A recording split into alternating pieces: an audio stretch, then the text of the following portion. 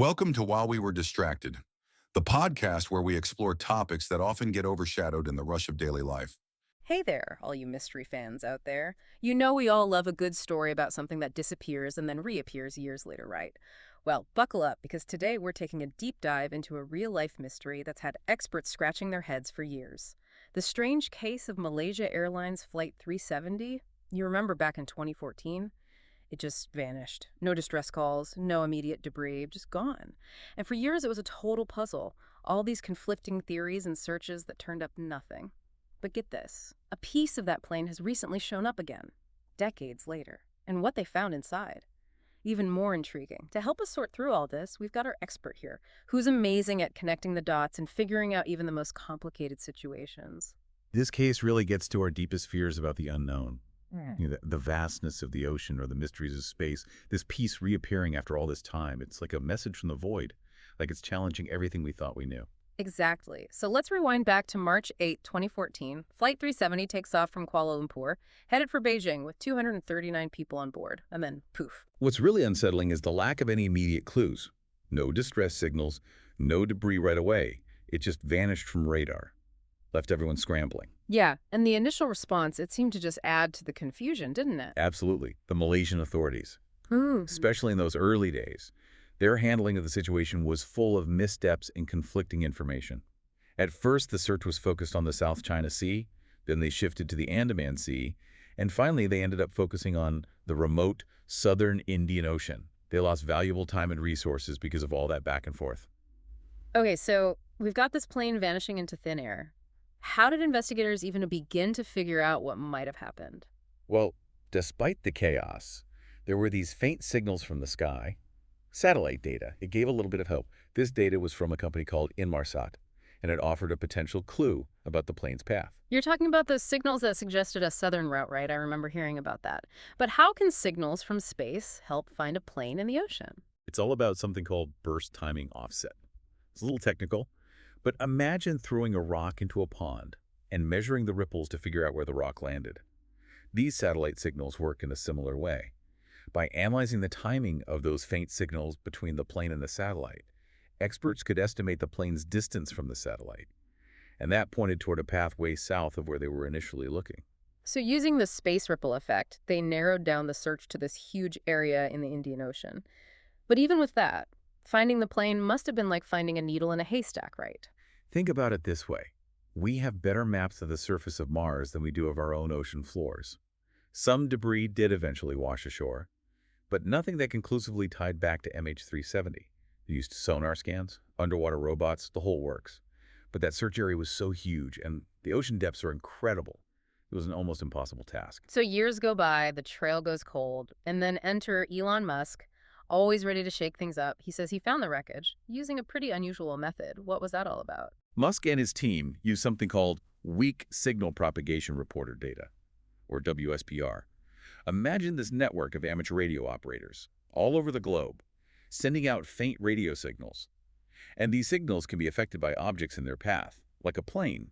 So by analyzing how those signals were disrupted by MH370's presence, Musk's team believed they could put together a possible flight path. And this led them to a totally new location. Yep, northeast of where they had been searching, near this huge underwater plateau called Broken Ridge, submerged about 4,000 meters deep. Okay, so we've got this missing plane, a tech billionaire saying he found it in an impossible spot, using this crazy method. Where do we go from here? That's where things take a really unexpected turn. We need to switch gears and talk about something seemingly completely unrelated, the Soyuz 11 tragedy back in 1971. Hold on, Soyuz 11, the Soviet space mission.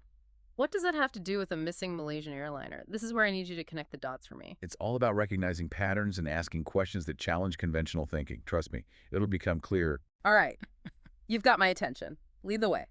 Okay, so Soyuz 11, a Soviet space mission. During the Cold War space race, I'm still trying to figure out how this connects to MH370. Okay, so let's set the scene. Imagine the pressure on the Soviet Union to beat the U.S. in the space race.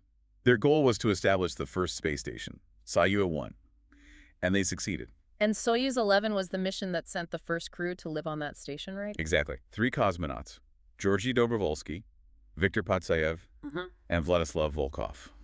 They were highly trained, incredibly dedicated, and they made history living and working on Salyut 1 for 23 days. Wow, living in space for 23 days, that must have been just an incredible experience. But I remember this mission ended in tragedy. You're right. During their return to Earth, a valve malfunctioned, caused rapid depressurization of the cabin. Tragically, all 3 cosmonauts lost their lives. It was a devastating setback for the Soviet space program, and it led to major safety changes for future missions. Yeah, it's a story that's inspiring and heartbreaking at the same time, but I still don't see the connection to MH370. Help me out here. Fast forward from 1971 to the present day, an unidentified object is detected in Earth's orbit. And get this, it turns out to be the Soyuz 11 orbital module, thought to be lost forever. Wait, what? The module from that tragic mission just shows up after all these years. That's crazy. It gets even stranger. When astronauts retrieved the module and opened it up, they found something chilling. 3 unidentified skeletal remains. Okay, now my mind is blown. We have 2 disappearances, decades apart, both involving vehicles that vanished and then reappeared seemingly out of nowhere. And in both cases, so many unanswered questions. Is it just a coincidence? Or could there be a connection? That's the million-dollar question, isn't it? Remember how we were talking about recognizing patterns? Well, think about the timing. Both MH370 and the Soyuz 11 module disappeared for years, and then they reappeared unexpectedly. Yeah, it's true. The timing is incredibly strange. But coincidence is still possible, right? I mean, weird things happen all the time. Of course, coincidence is always a possibility. But let's dig a little deeper. The remains found inside the Soyuz module are unidentified. We don't know for sure who they belong to or how they got there. Are you suggesting they could be connected to other disappearances, possibly even MH370? That's a pretty wild theory. It's definitely a question worth considering. What if those remains don't belong to anyone who is officially on that mission? What if they're evidence of something else entirely? Something that defies our current understanding of what's possible. Okay, now you're really taking us down the rabbit hole. Are we talking about time travel, alternate dimensions, alien abductions? Where do we even begin to separate fact from fiction? It's important to approach these ideas with a healthy dose of skepticism, but it's also important to be open to possibilities that might seem outlandish at first. Extraordinary claims require extraordinary evidence, but just because we haven't found that evidence yet doesn't mean it doesn't exist.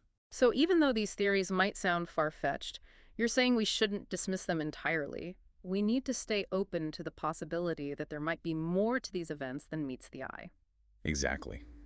These mysteries challenge us to think critically, to question our assumptions, and to be open to answers that might lie outside our current understanding. Think about it. Many scientific breakthroughs were once considered impossible until they weren't. I have to admit, the more we explore this, the more intrigued I become. It's like we're on the edge of something truly groundbreaking, a whole new way of looking at the world, and the mysteries it holds. But if we're entertaining these possibilities, where do we even begin to look for answers? It starts with asking the right questions and being willing to consider answers that might seem crazy at first glance. We need to look at all the evidence, not just the pieces that fit neatly into our existing understanding. We need to think outside the box. That makes sense. But how do we balance healthy skepticism with wild speculation? Where's the line? That's the challenge, isn't it? We need to be rigorous in our analysis, but also be willing to entertain ideas that might seem out there. It's like walking a tightrope between logic and imagination. Yeah, it's a delicate balance, but I have to say, this whole conversation is so fascinating. It's like we're peeling back layers of a mystery, and with each layer we uncover more questions than answers. That's the beauty of exploring the unknown. It forces us to expand our horizons, to question everything we thought we knew. And sometimes, the most unexpected discoveries come from asking the most unconventional questions.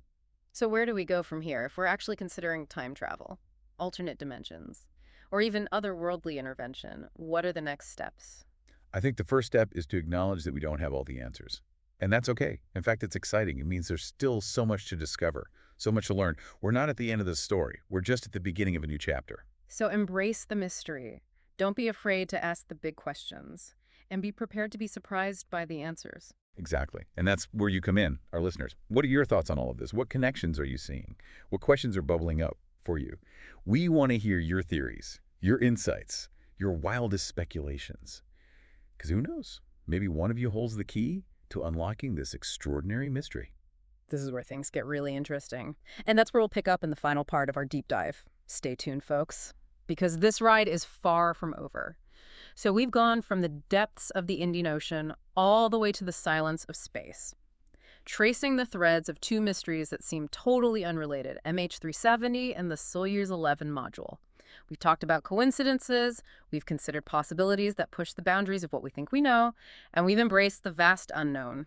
But I think it's time to bring it back down to Earth, so to speak. Back to the hard facts. Yeah, you're right. We've explored some intriguing things, but we need to anchor ourselves in what we actually know for sure. So let's go back to those key questions. Where ISS, the main wreckage of MH370? What made it go so far off course, and what happened to the people on board?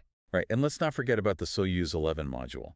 Who are those people whose remains were found inside? And how did they get there? Was it just a terrible accident? A cover-up? Or something even crazier?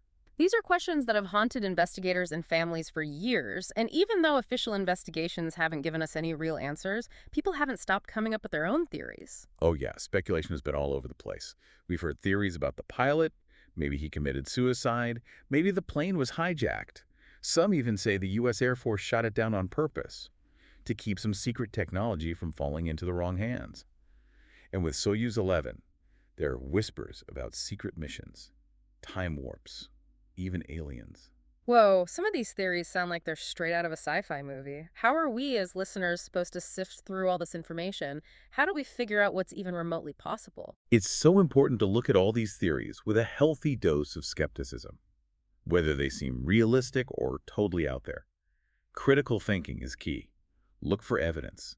Think about where the information is coming from, and be careful about claims that don't have any real support. So yeah, it's fun to think about the what-ifs and play with ideas that challenge what we think we know. But we also need to be careful not to get carried away. We need evidence. Exactly. Extraordinary claims need extraordinary evidence. But just because we haven't found proof of some of those wilder theories doesn't mean they're not possible. That's true. It's like saying that just because you haven't seen a unicorn doesn't mean they don't exist, maybe in another dimension. Okay, I'm getting carried away again. But really, where do we go from here? We're admitting there are still so many unanswered questions about these two mysteries. What can we do? As curious people. I think the most important thing is to just stay curious. Keep asking those questions. Keep exploring.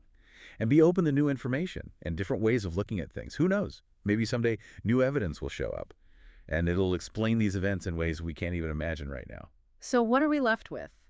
Two super compelling mysteries, a ton of unanswered questions, a whole lot of speculation, and a sense of wonder about all the things we don't know. That's not a bad thing, though. These mysteries remind us that exploring, whether it's in the deep ocean or the vastness of space, always comes with some unknowns. And sometimes what we find isn't what we expect. It might challenge what we thought was true and make us want to learn more. It's a reminder that the universe is full of surprises, and finding the truth is a journey, not just a destination. As we wrap up our deep dive into these mysteries, I want to leave you with this thought. Think about the mysteries around you, in your own life, in your community, in the world. What events that seem totally separate could actually be connected in ways you haven't even imagined? What mysteries are out there just waiting to be discovered? Maybe, just maybe, the answers aren't in some far-off corner of the universe, but inside ourselves, in our willingness to ask questions, to explore, and to never stop looking for the truth, no matter how hard it seems to find. Keep those curious minds going, folks, because the world is full of mysteries waiting to be explored. Thanks for joining us on this deep dive, and until next time, stay curious. If you enjoyed this episode of While We Were Distracted, be sure to watch the video that inspired it. Don't forget to like and subscribe for the next episode on While We Were Distracted.